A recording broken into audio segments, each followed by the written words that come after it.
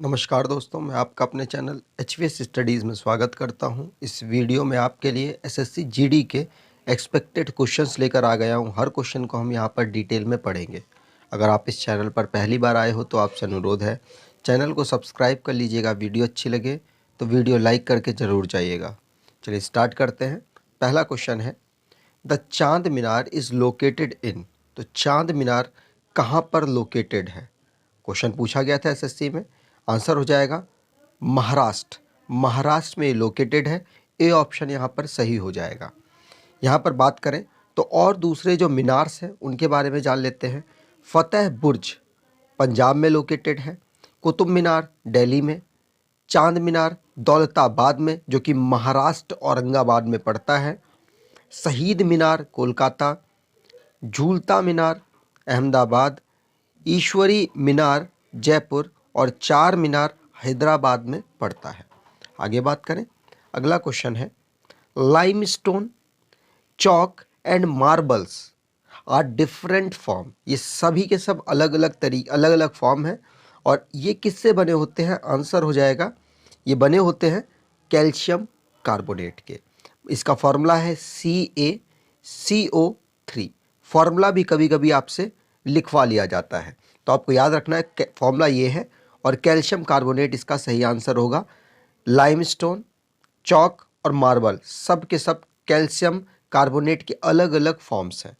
आगे बात करें, अगला क्वेश्चन है, बक्सा tiger reserve is located in. ये SSC में ना जाने कितनी बार पूछा गया है। ये मैंने जब इसका देखा था तो 2015 इस तरह की बहुत कुछ लिस्ट थी, पूरी दे दी थी कि कहाँ कहाँ पूछा गया SSC के अलग अलग एग्जाम्स में।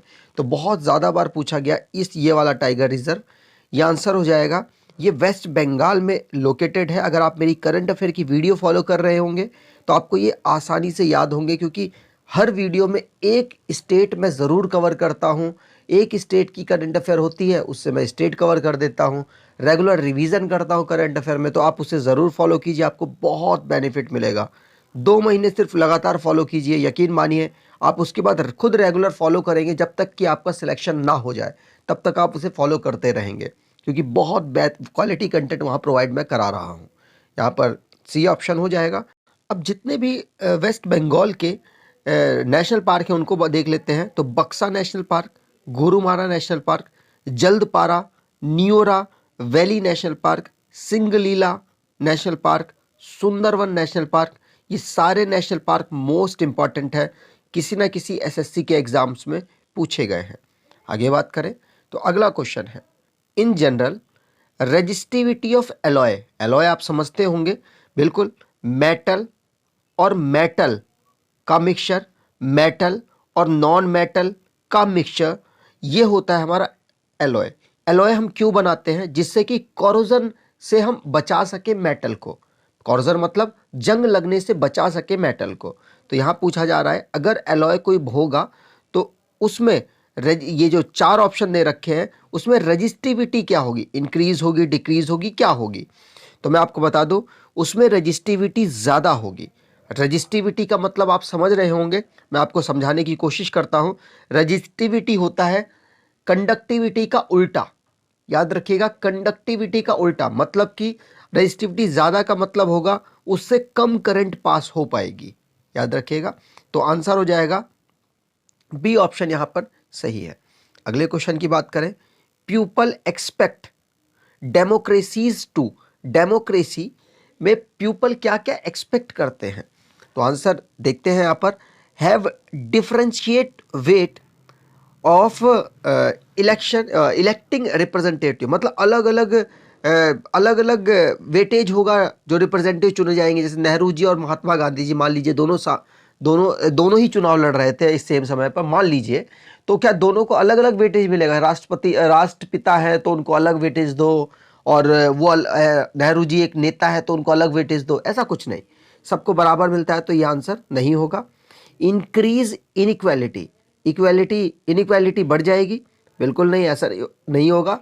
इक्वालिटी बढ़ेगी, इनइक्वालिटी घटेगी। अगला है, result in poorer country, country poor होने लग जाएगी? बिल्कुल ऐसा भी नहीं है। और चौथा जो आंसर वही होगा, have equal waiting electing representative, मतलब सबको बराबर बराबर का हक रहेगा, सब कोई बराबर तरीके से चुनाव लड़े और वो जीत सकते हैं। तो डी ऑप्शन यहाँ पर सही हो जाएगा। अगला क्वेश्चन है, द साहित्य academy award in Hindi for 2000, ये माफ़ कीजिएगा 2020 है, ये 2020 में पूछा जा रहा है आपसे, 2020 में कौन जीते थे? तो आंसर यहाँ पर हो जाएगा 2020 में अनामिका जी को मिला था हिंदी में साहित्य अकेडमी का अवार्ड। साहित्य अकेडमी अवार्ड दिया कब से जा रहा है? तो 1954 से दिया जा रहा है।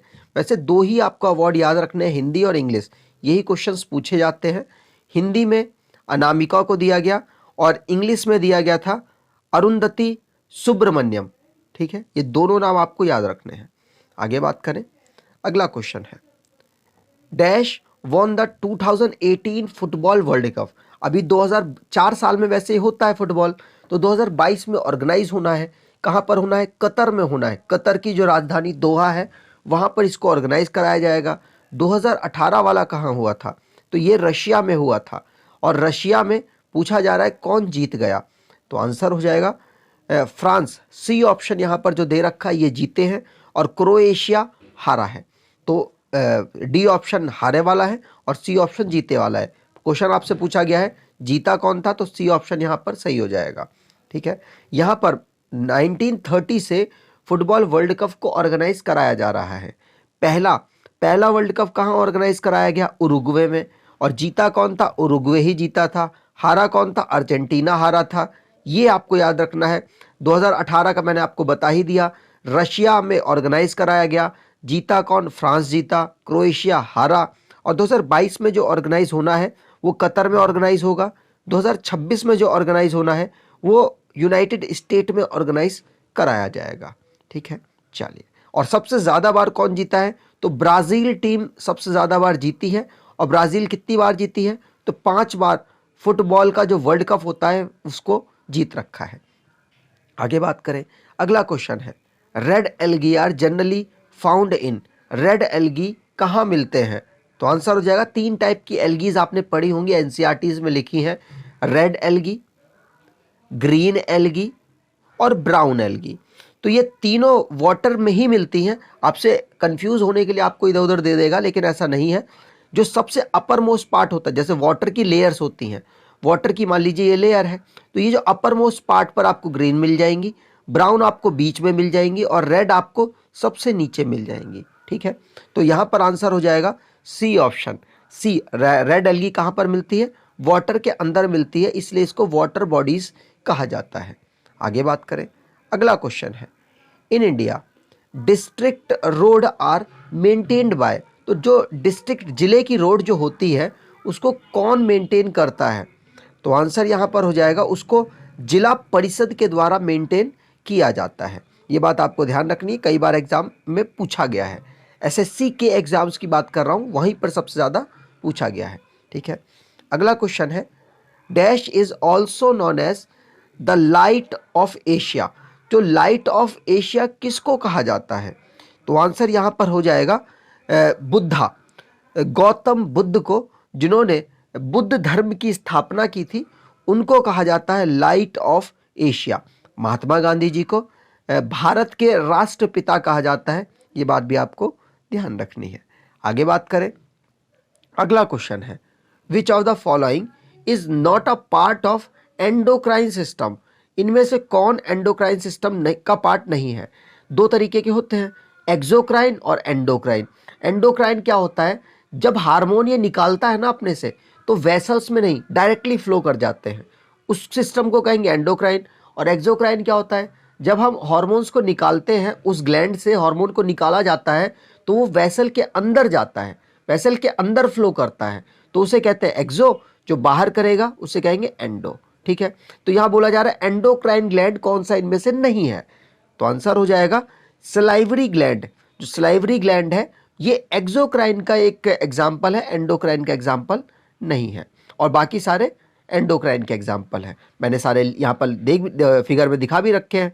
जैसे पीनियल ग्लैंड, ये क्या है? ये हमारा एंडोक्राइन सिस्टम का पार्ट है। Hypothalamus, pituitary, thymus, thyroid, ovary, adrenal, testis, placenta, ये सारे क्या है, एंडोक्राइन सिस्टम के पार्ट हैं। ठीक है, चलिए आगे बात करें। अगला क्वेश्चन है, the famous classical dance style of Tamil Nadu is. तो तमिलनाडु का स्पेशल डांस फॉर्म क्या है, तो आप सभी जानते होंगे, बहुत ज़्यादा फेमस क्वेश्चन है और पूछा जाता है। आंसर हो जाएगा भारतनाट्यम। भारतनाट्यम तमिलनाडु का एक स्पेशल डांस है। मोहिनीअट्टम की बात कर ली जाए तो मोहिनीअट्टम केरल का स्पेशल डांस है। कुचिपुड़ी आंध्र प्रदेश का है। और कथक, कथक कहाँ का है, तो कथक उत्तर प्रदेश में, उत्तर भारत में इसको ज़्यादातर किया जाता है, लेकिन उत्तर प्रदेश आपको ऑप्शन में होगा तो आप उसको लगा सकते हैं। ठीक है, चलिए आगे बात करें तो आप आंसर देख सकते हैं। आंसर यहाँ पर ए ऑप्शन है। यहाँ पर बात करें तो उत्तराखंड के जो डांस है उसको मैंने लिख दिया है और करंट अफेयर की वीडियो में भी अब मैं इसको लगाने वाला हूँ। तो उत्तराखंड में चपेली, गढ़वाली, कुमायनी, कजरी, जोरा, रासलीला। आपने सोचा होगा ये तो उत्तर प्रदेश में भी है। हाँ, उत्तराखंड उत्तर प्रदेश से ही तो अलग हुआ है 9 नवंबर 2000 को। तो वहाँ से कुछ जो इनके डांस वगैरह है वो भी तो आएंगे, वो भी तो सेम होंगे। तो ये याद रखिएगा, दोनों के सेम है, आपको दोनों ऑप्शन कभी साथ नहीं मिलेंगे। पंजाब की बात करें तो भांगड़ा, गिद्दा, डफ, धमन और बांड और नगोल, ये यहाँ के डांस है। हरियाणा की बात करें तो झूमर, फाग, डफ, धमाल, लूर, गूगा, खोर, गगोर। और उत्तर प्रदेश का तो आपको कुछ यहाँ सेम मिलेंगे, उत्तराखंड और उत्तर प्रदेश में। नौटंकी, रासलीला, रासलीला सेम है। कजरी, चोरा, चपेली, जैटा, ये है उत्तर प्रदेश के डांस। इनको मैं करंट अफेयर की वीडियो में भी इंक्लूड करने वाला हूँ। ठीक है, आगे बात करें। अगला क्वेश्चन है, जीएसटी स्टैंड फॉर। जीएसटी किसके, जीएसटी की फुल फॉर्म क्या है, यहाँ सिंपल सी बात पूछी जा रही है। तो गुड एंड सर्विस टैक्स, सभी को रट गई है और रटी होनी भी चाहिए, इंपॉर्टेंट क्वेश्चन है। यहाँ पर बात करें तो गुड्स एंड सर्विस टैक्स सबसे पहले फ्रांस में इंप्लीमेंट हुआ। Good and service tax Bharat ने कनाडा के मॉडल से कॉपी किया। गुड्स एंड सर्विस टैक्स को विजय केलकर कमेटी ने रिकमेंड किया था भारत में, और इसको इम्प्लीमेंट 1 जुलाई 2017 को किया गया था। पहला स्टेट असम था इसको इम्प्लीमेंट करने वाला। अमिताभ बच्चन जी इसको ब्रांड एम्बेसडिंग करते हैं। और जीएसटी का आर्टिकल है आर्टिकल 279। आप देख लीजिए जीएसटी में क्या कैलकुलेशन होती है ना, तो 27 को जब ऐड करेंगे तो 9 आ जाएगा। इस तरीके से आप याद कर सकते हैं। ठीक है, आगे बात करें। अगला क्वेश्चन है, the full form of DNA. DNA की फुल फॉर्म क्या है, deoxyribonucleic acid. C option यहाँ पर सही हो जाएगा। एक और होता है आरएनए। आरएनए की क्या होती है, राइबो न्यूक्लिक एसिड। यहाँ का आप थोड़ा सा चुराइए और पूरा ये आरएनए का हो जाएगा। ठीक है, अगले क्वेश्चन की बात करें, in which of the following location did the 1920 Indian National Congress take place. तो कहाँ पर जो इंडियन नेशनल कांग्रेस की जो बैठक हुई थी, ऑर्गेनाइज कराई गई, तो आंसर हो जाएगा नागपुर में इसको कराया गया। मैं यहाँ पर आपको बताऊं तो 1920 में, माफ कीजिएगा 1920 में 2 ऑर्गेनाइज कराई गई थी। 1920 में एक तो स्पेशल सेशन था, एक जो नॉर्मल होता है हर साल वो था। तो आंसर हो जाएगा स्पेशल सेशन में लाला लाजपत राय प्रेसिडेंट करने वाले थे, करे थे। और 1920 में जो नॉर्मल उनकी होती है वो नागपुर में ऑर्गेनाइज कराई गई, और वो सी विजया राघवाचार्य के द्वारा ऑर्गेनाइज मतलब प्रेसिडेंसी की गई थी।